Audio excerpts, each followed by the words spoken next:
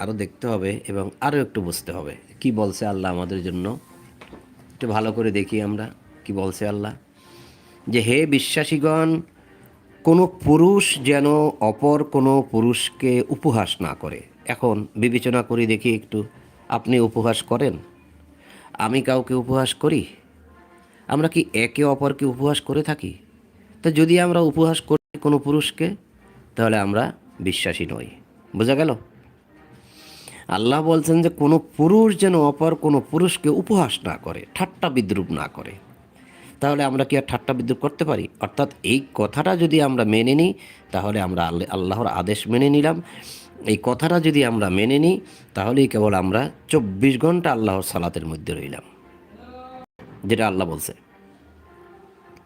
তাহলে আল্লাহ বলল যে কোনো পুরুষ যেন অপর কোনো পুরুষকে উপহাস না করে, কেননা যাহাকে উপহাস করা হয় সে উপহাসকারী অপেক্ষা উত্তম হইতে পারে।